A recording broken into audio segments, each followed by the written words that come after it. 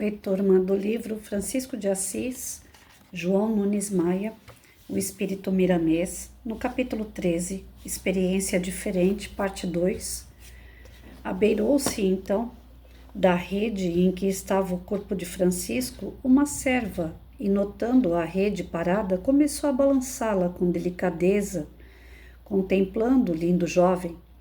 Sua pele dava a impressão da seda luminosa, o rosto era bem feito, os cabelos brilhantes, as orelhas pequenas e a boca, meio aberta pelo transe, deixava ver parte dos dentes que pareciam pérolas faiscantes.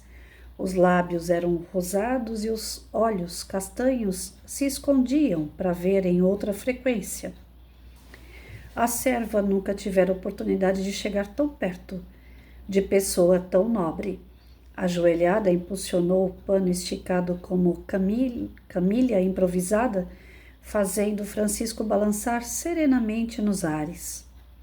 Os olhos da negra não suportaram a cena e ela chorou baixinho, para não ser ouvida. Francisco se viu em espírito, no eito com os servos. Mão luminosa apontava-lhe alguns dos servos e ele observava um colorido diferente dos outros em torno de suas figuras, evidenciando que a formação biológica acompanha a era espiritual.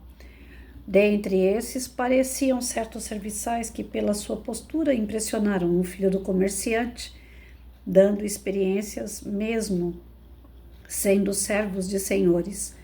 A mão espiritual que guiava as experiências de Francisco deu um toque com os dedos, influindo na mente do moço e fez com que ele rebuscasse o passado milenar dos servos.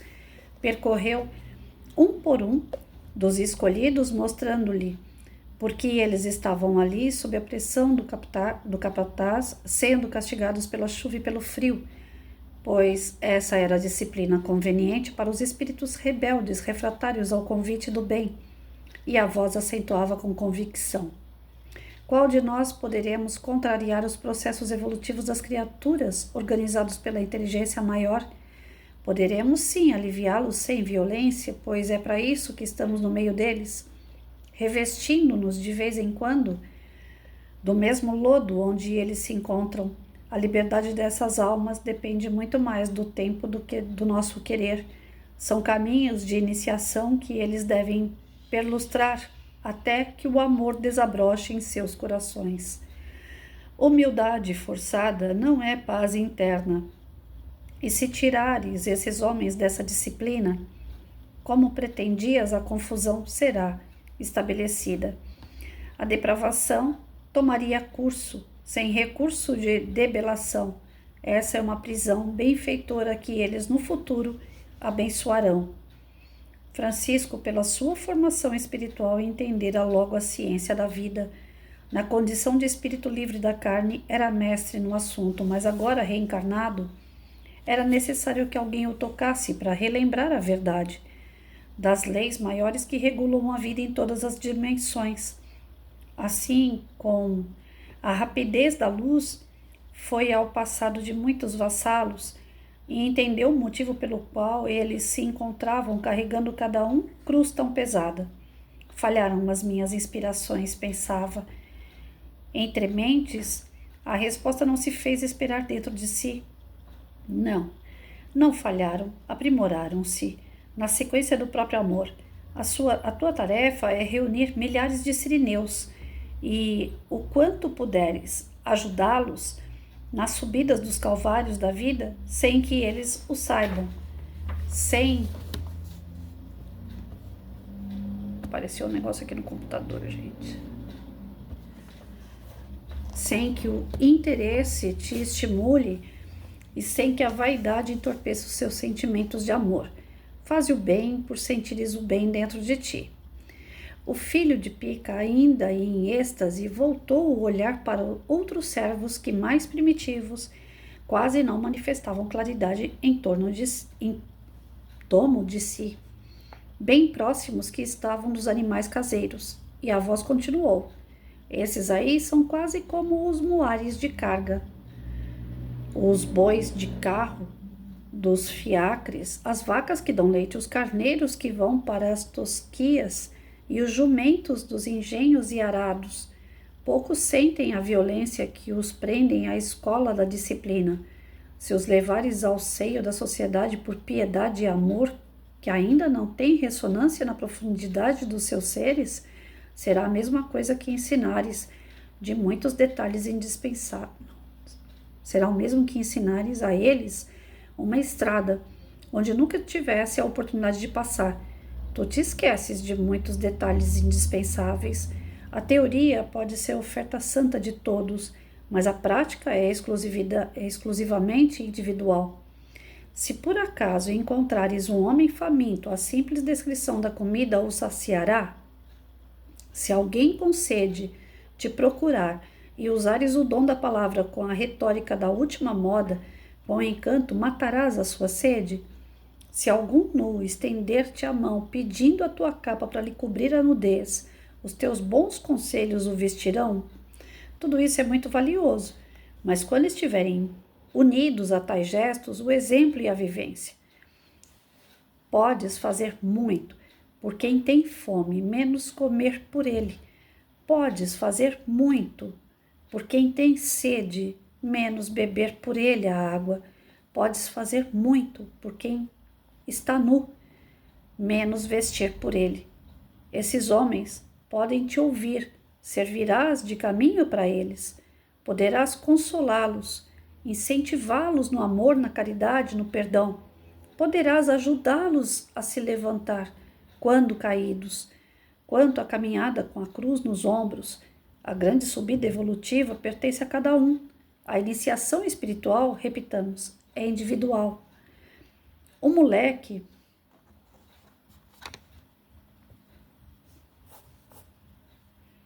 fez soar um gongo de bronze, anunciando a hora da comida, a um sinal de um feitor que gritou autoritário: subam todos para a sede, mas olhem lá, sem barulhos.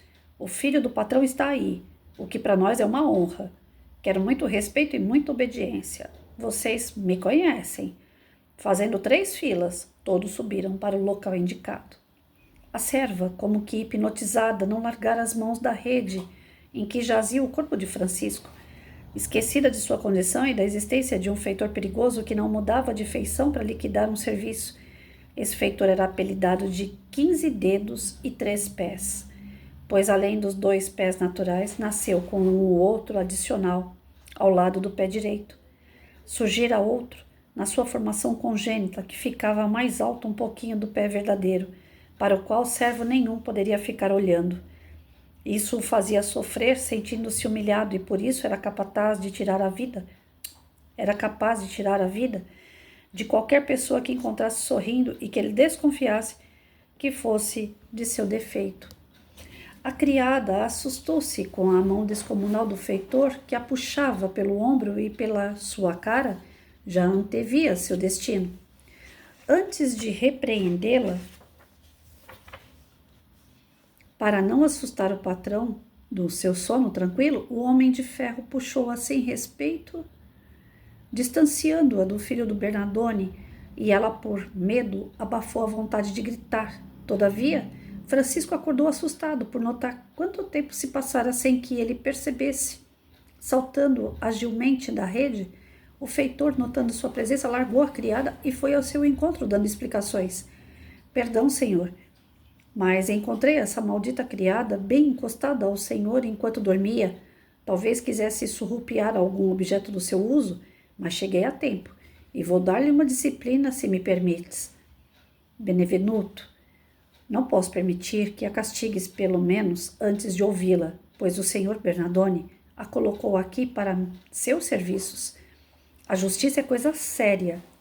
Nela devo pensar em primeiro lugar. Tomou a criada pela mão, que o acompanhou cabisbaixa e envergonhada, sem coragem de se defender, pois o feitor não tirava os olhos de cima dela. Francisco fê-la sentar-se junto a ele no grande pátio, onde os servos se reuniam e conversavam ao pé do ouvido, admirados por estarem ali naquelas horas, ao invés de terem rompido muitas braças do eito. Um deles argumentou baixinho: será que vão nos vender? Eu desconfio desses descansos, ou vão nos vender para outros senhores, ou então Nosso serviço não está compensando e o patrão mandou seu filho com ordens que meu coração percebe, queira Deus, que eu esteja enganado.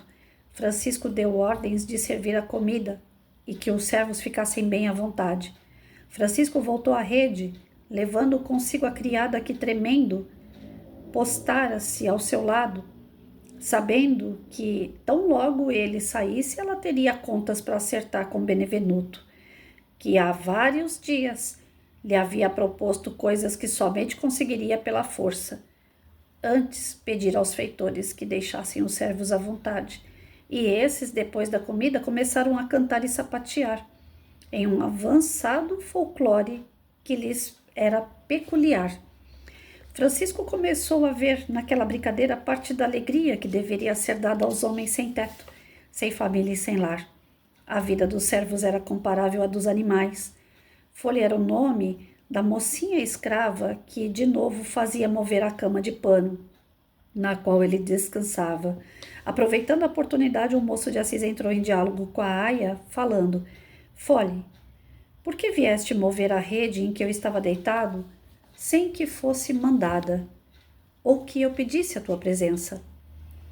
Ela abaixou a cabeça, procurando concatenar as ideias para responder como sentira irresistível impulso de protegê-lo. Francisco deu tempo para que ela pudesse falar sem constrangimento, ajudada pela sinceridade que expressava no rosto.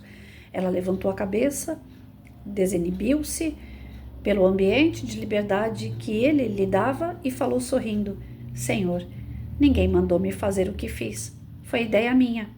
Peço que não me maltrates. Avistei-o dormindo e senti que devia protegê-lo. Nada podendo oferecer em teu favor a não ser a minha presença como escrava. Nisso senti grande alegria, como nunca tive na vida. Eu sabia estar correndo grande perigo de ser vista pelo capataz Benevenuto, homem bruto e sem coração. No entanto, compensava o prazer que minha alma desfrutava ao teu lado. A negra tinha um porte de nobreza, um perfil encantador, corpo esbelto, rosto lindo e dentes brilhantes. Famosa na região, sua presença fascinava a todos que a conheciam, e seu nome era incluído até nas cantigas daqueles homens rudes. Benevenuto já a perseguia há muito tempo, e ela temia sua presença pela sua natureza grotesca e pela brutalidade dos traços. Francisco prosseguia a conversa, gostando da prosa da serva. Minha filha, parece que tens alguma instrução, não? Sim, senhor. Tenho pouca idade, todavia minha mãe não descuidou de fazer-me cristã. E dentro desses preceitos que me conquistaram sobremodo, abriu-se minha inteligência de maneira mágica e herdei a sabedoria de minha mãe, sem que eu mesma pudesse entender. E é por saber mais que as outras que sou muito maltratada, e os escravos e capatazes me perseguem de forma brutal. Mas o que fazer contra tanta gente? Perdi minha mãe e não conheci meu pai. Somente sei que era homem de grandes negócios. Da noite para o dia, nossa casa foi invadida pelos templários negros, minha mãezinha foi abatida e eu levada e vendida no mercado de escravos em Spoleto. Como defender-me? De que adiantaria protestar? Se me permites, e não me leves a mal, o que o senhor faria se estivesse no meu lugar? Restou-me obedecer e chorar, nada mais. Estou feliz ao teu lado. E desde a hora em que entraste aqui, meu coração me disse que tu eras um homem do bem. Amanhã, ou talvez mesmo essa noite, eu não sei o que acontecerá comigo, pois vi ameaças nos olhos do feitor quando quis tirar-me do teu lado, onde eu estava encontrando a esperança de viver. O meu sacrifício, caso queiram Deus e Jesus Cristo, já está compensado pelo muito que estou recebendo da tua parte. Podes dar as ordens que pretender a meu respeito, que sofrerei em silêncio e nunca julgarei, que partiram do teu coração. O patrãozinho estava admirado e monologava. Como poderia a criatura tão jovem e meiga, de falar tão doce, de alma tão nobre, estar envolvida no meio de homens daquela estirpe?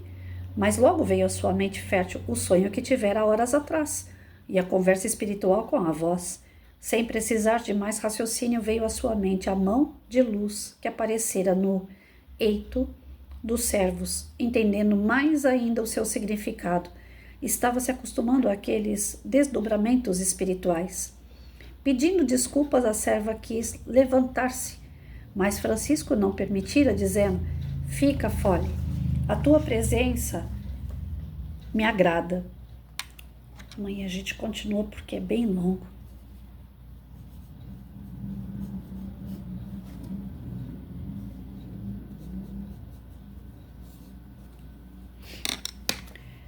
Bom, aqui nesse trecho, do texto Experiência Diferente, né? Nessa segunda parte, o trecho que me chamou muito a atenção, nesse desdobramento que ele teve, que ele estava em busca de como que ele poderia ajudar os escravos, que já era algo que estava incomodando ele, deu aquele despertar de que ele estava aqui por uma missão, mas como que ele vai realizar essa missão? Através de quê? De quem? Como que ele pode chegar aos escravos, vendo que toda aquela situação, que nos olhos dele já estava tudo errado, como que ele poderia acabar com os açoites, como que ele poderia acabar com os castigos, com essa diferença de tratamento entre pessoas, porque afinal de contas se trata de pessoas, que ele já estava colocando na cabecinha dele ali, que a justiça seria a igualdade para todos, mas como a igualdade de tratamento, sendo que não existia uma igualdade de conhecimento, não é? E não que isso justifique a escravidão, eu acho que não é essa a intenção do texto, de dizer assim, de uma forma discriminatória, o Francisco e a espiritualidade concorda com a maldade humana, onde existe essa falta de oportunidade para cor A ou cor B, né? Cor amarela, verde, vermelha, azul, branca, enfim, não são as cores que fazem a diferença aqui. Aqui o que está sendo bem claro, né? Que a questão de ter pego o negro como escravo é uma forma de colocar naquele corpo espíritos mais grotescos, mais endurecidos. E não que todo negro seja um espírito grotesco, duro, menos evoluído. O livro não está partindo da cor, ele está partindo da evolução espiritual. Mas algumas pessoas maliciosas podem pegar uma obra como essa e falar assim: o autor é um cara que discrimina, né? É um cara que tem preconceito. E não é. A gente está lendo de pouquinho em pouquinho, se a gente for vendo o quebra-cabeça, ele vai encaixando, né? Na era de Francisco, era algo natural a escravidão, porque a sociedade branca achava que a sociedade negra era inferior, por uma questão de cor. Isso era uma coisa social, né? Era um parâmetro social, cultural. Mas para a espiritualidade era necessário que espíritos viessem dentro desse padrão de encarnados, de discriminação, de cor, né, de raça e religião. Era necessário trazer espíritos mais endurecidos para essas situações de desequilíbrio e desigualdade, que eles passassem pelo sofrimento da depuração. A depuração geralmente ela não para nós que somos mais endurecidos, ela não é pelo amor. Ah, quem dera, né? A gente evolui apenas pelo amor. Mas, gente, se a gente for trazer para o nosso dia a dia, e eu trago para algo assim bem pessoal, bem próximo de mim, quantas pessoas eu já auxiliei demais. Eu sempre sou julgada, inclusive por um amigo muito próximo, hoje ainda nós tivemos uma conversa sobre isso, que quando eu ajudo uma pessoa, eu não quero ajudar apenas assim, a pessoa está precisando de um lápis para escrever. Eu não vou lá e apenas dou o lápis, eu dou a minha mão, eu vou junto para escrever, né? Eu não vou fazer a lição de casa para ela, totalmente, mas eu vou ajudar a realizar a lição. E isso é algo assim que quando brota na gente, e eu entendo perfeitamente, por isso que eu amo tanto Francisco de Assis, eu entendo perfeitamente o que passa pela cabeça dele quando vem esse ímpeto assim de falar assim, quer saber, vamos libertar todos esses negros, vamos acabar com essa condição da escravidão, vamos acabar com as torturas, vamos acabar com essa desigualdade. O ímpeto dele, quando ele desperta, é esse. Ele quer resolver o problema. Só que ele vai estabelecer outros problemas com isso, que é em relação à produtividade, que necessita dessa mão de obra, a questão dos grandes fazendeiros ou grandes proprietários e empresários que necessitam do trabalho dessas pessoas. Ele vai quebrar uma série de outros trabalhadores que já são assalariados desses empresários e produtores. Então, assim, é todo um sistema que fale, porque o sistema era escravocrata. O sistema não era esse sistema capitalista que nós temos hoje. Da pessoa ir lá, trabalhar, ganhar o salário dela, voltar para casa, comprar e pagar com o salário dela. Não era um sistema capitalista que a gente vivia. Era um sistema escravocrata. A forma de se ganhar dinheiro era através da escravidão. A forma de sustentar muitas pessoas era através da escravidão. E eles eram tratados como animais porque é como hoje nas fazendas. As pessoas ainda utilizam os bois para carregar peso, né? Apesar que hoje tem muita maquinaria, graças a Deus o homem se desenvolveu e não está sendo utilizado tanta força animal, mas ainda existem animais fazendo trabalhos nas fazendas e ganhando ração. E naquela época a cultura, o conhecimento era muito pequeno, tanto do âmbito do branco como também do âmbito do negro. Os negros, existem várias histórias, né, sobre a raça negra. E aí essas vertentes eu tenho receio de falar porque eu sou uma professora que me formei em história, vendo a história apenas por um lado, mas por curiosidade eu fui buscar a história das outras vertentes, né? E essa história do negro, existem várias vertentes. A história do homem, ela não é algo pronto. Não dá para chegar aqui e falar para vocês, olha, a história é rosa, esse lápis é rosa, eu tô vendo que é rosa. Foi a cor que deram para esse tipo de cor. Então, a cor rosa é dessa forma. A cor vermelha é desta forma. Então, você aprende desde pequeno que o que é rosa, vermelho, você aprende nomes, denominações, e aquilo fica sendo uma verdade. Agora, a história humana não é assim. Não adianta chegar em mim e falar assim, o negro, ele era... a grande parte dos negros eram encontrados na região da África, e foi lá que nasceu a primeira, o Adão, né? O primeiro homem na Terra nasceu lá na África. A parte do esqueleto que nós encontramos mais antiga, que tem da face da Terra, é lá no continente da África. E aí nasceu cultura, nasceu dança, música, escrita, né? Nós temos toda uma contribuição africana, e que lá, através das tribos, tinham os pajés, os caciques, e aí, partindo disso, foi se desenvolvendo e nasceram os grandes reis, e como eles não tinham muito armamento, então eles perdiam as guerras com outros, como que eu posso dizer? Os vizinhos da África, né? Ou até mesmo os povos europeus que tentavam invadir a África, como era uma disputa desigual, porque eles não tinham o mesmo armamento que tinha na Europa, então eles perderam terrenos, territórios, e com isso também perderam pessoas que se tornaram escravas do europeu. Essa é uma história que é contada, mas eu não posso falar para vocês, essa é a história. Eu não estava lá. E a gente só conhece história contada, como eu falei, não tem nada exato. Não tem como chegar lá e falar 2 mais 2 é igual a 4 e a história da África ser igual a 2 mais 2. Não é assim. Não tem um conceito. Cada historiador que vai descobre uma nova vertente. Então, existem também aquelas outras histórias que os próprios negros entre si brigavam, eles mesmos escravizavam uns aos outros, e nessa de escravizar uns aos outros, eles vendiam escravos ali africanos para povos de fora, os brancos, e ficavam ricos com isso.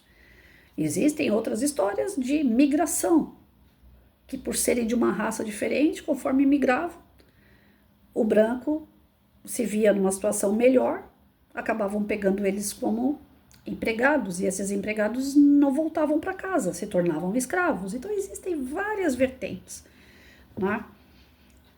Mas independente delas, o contexto de utilizar apenas aquele povo, por que não um branco? Aí é onde a gente também esquece as outras vertentes. Até hoje existem escravos brancos. Pessoas que ficam querendo viajar, querendo conhecer Japão, querendo conhecer Estados Unidos, querendo conhecer... Agora a nova modinha é Portugal. Tá todo mundo indo para Portugal. Os bobos da corte, que eu pelo menos penso dessa forma, e eu espero que seja respeitada a minha forma de pensar, porque cada um pensa o que quer e fala o que acha que é certo, né? Aí cabe a cada qual achar se é ou não. Eu não sou dona da verdade, mas eu acho que é bobo da corte a pessoa que fica indo nessas modinhas. Vai lá, agora para Portugal, arruma um emprego, o dinheiro que ganha não pode gastar lá, porque o custo de vida é alto, tem que mandar esse dinheiro para o Brasil. Aqui a pessoa compra uma casa, um carro, mas o cara que está lá trabalhando, ele está trabalhando direto. Ele está perdendo a vida dele em prol de dinheiro, de bens. E aí ele vai acumulando bens aqui no Brasil. Beleza. A família às vezes dá um olé nele, ele fica sem nada. Às vezes ele perde a esposa, ou a esposa perde o marido, em razão de dinheiro que foi buscar lá fora. Eu já vi famílias serem totalmente destruídas em razão disso. Mas um dia, quem sabe, talvez ele volta, né? E já vi pessoas irem começar a trabalhar lá fora, se endividarem lá fora e não conseguir voltar. Aí sim o bicho pega. Aí se torna escravo. Pessoas que saem daqui para ser modelo. Tem uma visita aqui perto. Aqui. Vem me vigiar. Pessoas que saem daqui, que querem se tornar modelo. Chegam lá, acabam sendo prostitutas. Para onde elas vão? Tomam um passaporte e são obrigadas a ficar no local e trabalhar para uma determinada pessoa. Trabalhar não, né? Se prostituir, vivendo à míngua. Isso é escravidão. Existem tráfico de crianças que acabam também sendo escravos. E isso não tem cor. Então, escravidão, você ficar na dependência de alguém, você ficar amando de pessoas, existem até hoje. E em alguns lugares são, assim, aceito, é normal. A questão é que a espiritualidade não acha normal. A espiritualidade não quer que isso aconteça, mas é obra do próprio homem, da sua evolução, do nível espiritual que está aquela sociedade. Quem tem que acabar com tudo isso é a própria sociedade, que tem que ficar incomodada e falar, não, chega. Mas é bom para algumas pessoas, e enquanto for bom para algumas que estão no poder, elas vão manter isso. Então é necessário que aquele que está dentro do processo, que está como escravo, aqueles que estão em volta, que se revoltam com essa situação, que não aceitam a situação, vai desenvolvendo valores. O escravo em si, como foi dito aqui no texto, ele vai desenvolvendo disciplina, porque ele ainda tem muito do espírito animal, né? Ele ainda está muito ligado a essa questão da selvageria. Então ele precisa daquela disciplina, ele precisa passar por aquela experiência de controle, para que ele se controle, para que ele entenda a sua evolução. Tanto é que tem a moça aqui, esqueci o nome dela, eu esqueço as coisas, a Folly, que ela teve com a mãe dela o quê? A instrução da católica. Ela se tornou uma cristã. Não é que indo para uma igreja você se salva, mas quando você começa a se ligar com essa parte espiritual, você se desenvolve. E ela tem um bom desenvolvimento, essa moça, porque ela tem uma parte espiritual desenvolvida. Então é necessário que eles, ainda que estejam nessa parte selvagem, sejam, né, infelizmente, passar por todo esse sofrimento para burilar o seu espírito. Não é a sua carne que está sendo transformada, é o seu espírito. Às vezes são espíritos trevosos que estão ali. E volto a repetir, não é uma questão de pele, não é uma questão de cor. Os espíritos não têm cor, não tem cor de pele.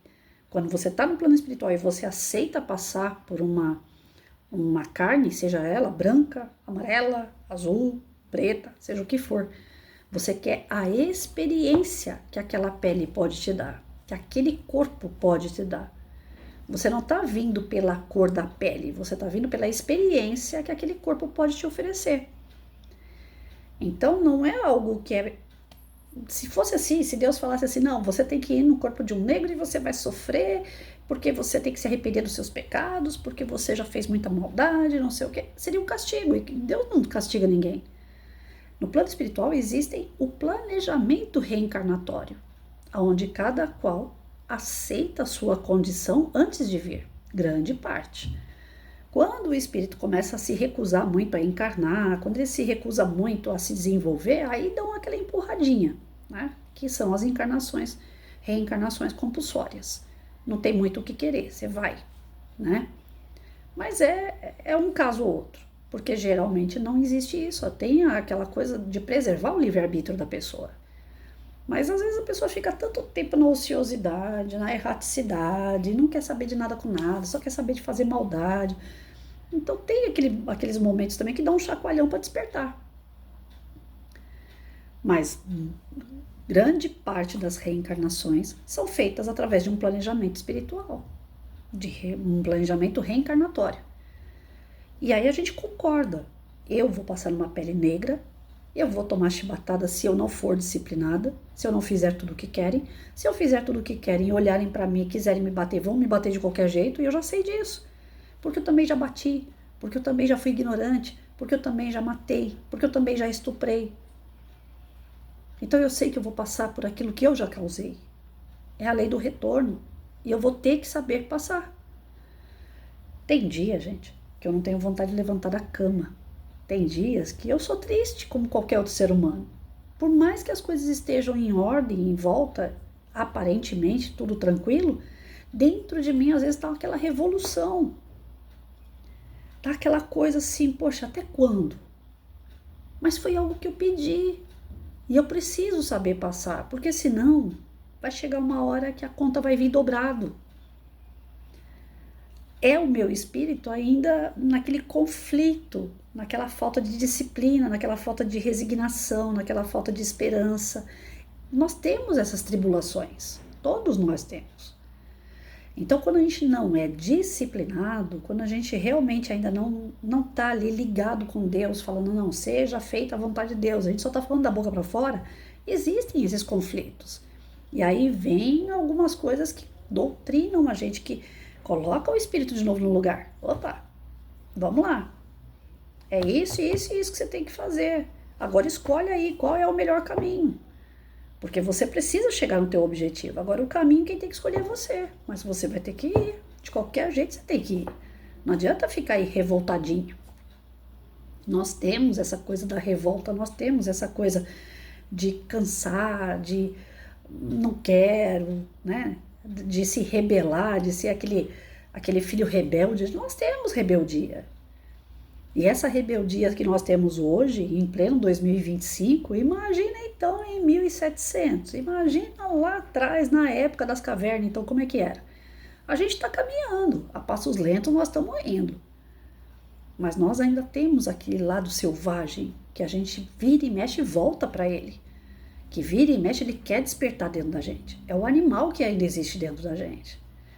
Então, assim, não que eu concorde com escravidão, porque se eu estivesse perto de algo assim injusto, certamente eu seria uma encrenqueira, né? Eu tô acostumada a arrumar encrenca por tudo. Eu sou encrenqueira mesmo. Não tenho vergonha de dizer, apesar de quebrar muita cara por ser encrenqueira. Se eu vejo uma injustiça, não é que eu queira passar por cima de Deus, mas eu quero meter a mãozinha lá, e como eu falei, eu não consigo só dar o lápis e falar para a pessoa se vira, eu acabo dando o lápis e a minha mão para fortalecer a mão da pessoa, né, na escrita. Até hoje eu não aprendi a lidar com isso, mas aí vem esse trecho do texto para puxar a orelha da Patrícia, e talvez puxe a orelha sua também. Olha o que ele fala e eu vou repetir. Tudo isso é muito valioso. Mas quando estiverem unidos a tais gestos, o exemplo e a vivência. Podes fazer muito por quem tem fome, menos comer por ele. Podes fazer muito por quem tem sede, menos beber por ele a água. Podes fazer muito por quem está nu, menos vestir por ele. Esses homens podem te ouvir, servirás de caminho para eles. Poderás consolá-los, incentivá-los no amor, na caridade, no perdão. Poderás ajudá-los a se levantar quando caídos. Quanto à caminhada com a cruz nos ombros, a grande subida evolutiva pertence a cada um. A iniciação espiritual, repitamos, é individual. Então, aqui a minha orelha está queimando, porque eu às vezes sou negligente com isso. Eu esqueço que cada um é único. Eu esqueço que cada um deve passar aquilo que ele está escolhendo passar. E eu aí volto. Eu tenho um exemplo muito íntimo, muito próximo de mim, que dói quando eu vejo a pessoa sofrer. Eu quero fazer tudo para tirar o sofrimento da pessoa. Eu quero dar o que comer, o que vestir, eu quero dar condições da pessoa estar num lugar mais limpo, mais bem cuidado, mais acolhedor, mais seguro. Por mim, eu daria tudo. E aí, hoje, escutando um amigo, ele falou, mas você já deu tudo isso para a pessoa. E a pessoa simplesmente largou tudo isso e foi viver o oposto disso que você quer para ela. Você deu estudo, você deu tudo. Você deu todas as condições. Inclusive o exemplo, inclusive a parte espiritual. Você deu tudo. Não tem mais o que dar. Agora, tudo o que você der é repetindo a história. E sabe o que vai acontecer? Ele vai abandonar de novo. Porque ele não está amadurecido o suficiente para entender que tudo aquilo faz parte de um grande processo, principalmente o espiritual. Ele não consegue ainda sentir que falhas, erros, todo mundo tem. E que você, por mais que tenha falhas, é a pessoa que mais ajudou e colaborou com a vida dele. Ele não consegue ser grato o suficiente. Ele consegue ter raiva, ele consegue ter ódio, mas ele não consegue ser grato. Porque o nível que ele está é esse. E eu não vou conseguir mudar. E a pessoa que falou tudo isso para mim é muito, muito próximo, viu toda a história. E aí eu peguei e falei assim, pior de tudo é que eu não consigo mudar. Pior de tudo é que se eu ver passando necessidade, eu vou querer ajudar. E aí vem esse puxão de orelha. Ajudar talvez não seja o ideal.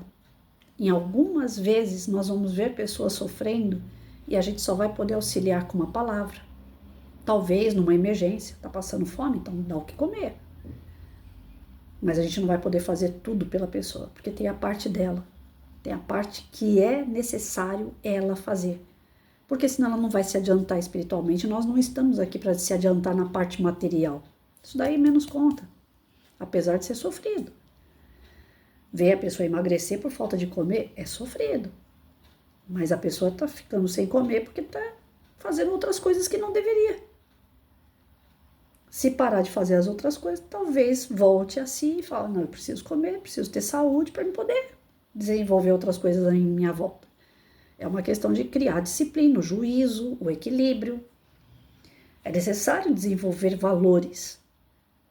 E não está desenvolvendo, porque é só revolta, é só tristeza, é só depressão, é só gira em torno de coisas ruins, porque a mentalidade, aquela parte onde ela parou ali, é só de coisa ruim. Ela não consegue enxergar nada de bom. Aí vai ter que sofrer para sair. Vai ter que ficar incomodada, vai ter que pegar fogo lá embaixo, queimar os pezinhos para pular.